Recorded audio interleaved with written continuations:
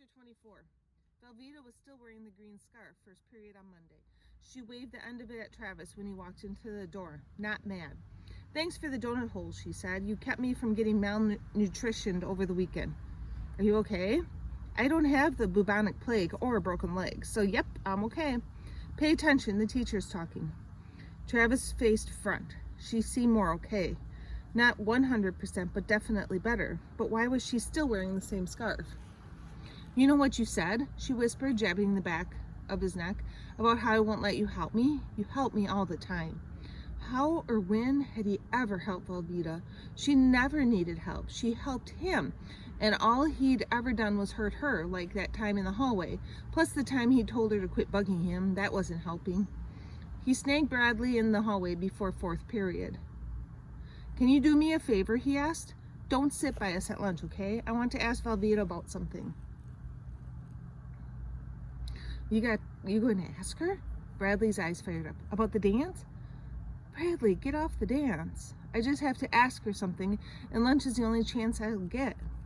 The smile fell off Bradley's face. He took a step back and looked Travis over like he was calculating a complicated equation. "Something private?" "Sort of," said Travis. "Okay." Bradley nodded, his face serious. "I understand."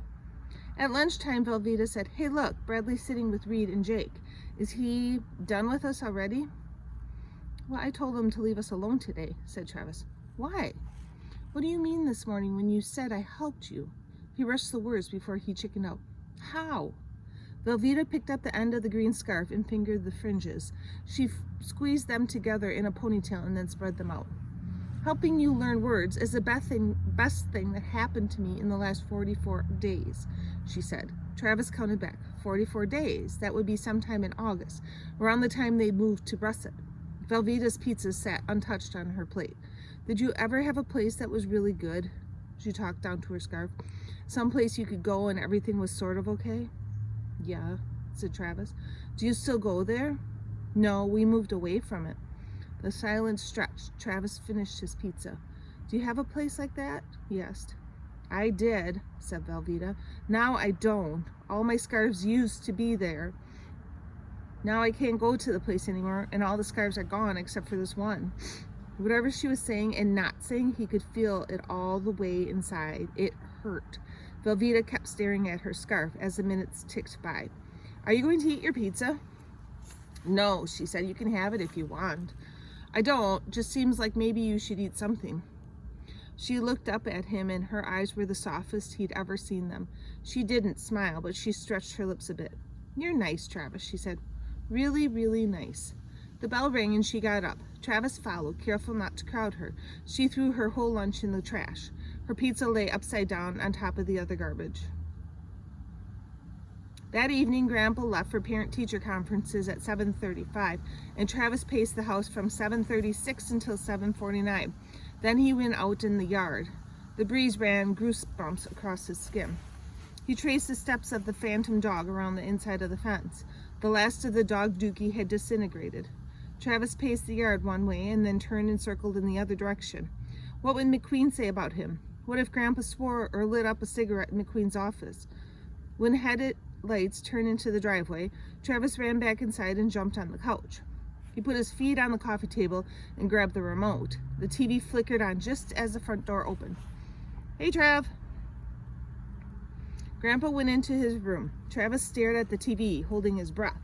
Wasn't he going to say anything? After a few minutes, Grandpa came back out, picked up the remote, and clicked the TV off. He set something with a click on the coffee table. Roscoe's collar, beat-up brown leather with the rabies tag still attached. "You want that?" Grandpa lit the cigarette. Travis picked it up, turning it over in his hands. The inside was greasy, the feel of Roscoe still there. "I should have given it to you a while ago, but, well, I didn't." He kicked back the recliner and took a deep drag. "So this McQueen fellow, he's taken quite a shine to you." "Yeah?" Travis' pulse thudded in his ears. "What did he say?" "Said he's never seen a kid try so hard. Said you've got an A in his class and you've been coming in early to do extra work." Travis ran his fingers across the stitches in the old leather collar. "And that Miss Gordon, you have a D in her class right now, but she thinks you'll do better the second half of the quarter." He cleared his throat and Travis looked up. Grandpa cleared his throat another way and tapped the long ash of his cigarette into the ashtray. Trav, he said, I know it doesn't help much now, but it's okay. Travis said it fast. I should have known. Grandpa stubbed out his cigarette, closed his eyes, and leaned his head back. He swallowed, his Adam's apple jerking up and down. Then he cleared his throat again and looked Travis in the eye. I've been keeping that collar in my room to remind me why I shouldn't drink, but I don't need it now. I look at you and I can remember pretty good. Velveeta on Monday. I almost told Travis things about Trailer World today. Maybe he really is an undercover cop. Sometimes he says exactly the right thing, and it almost cracks me open. I stopped by the library on my way home, and Connie gave me 3 DVDs. She said they came in as a donation, but they're duplicates, and I can have them. I said that's real nice, but thanks to Sylvia, I don't have anything to watch them on.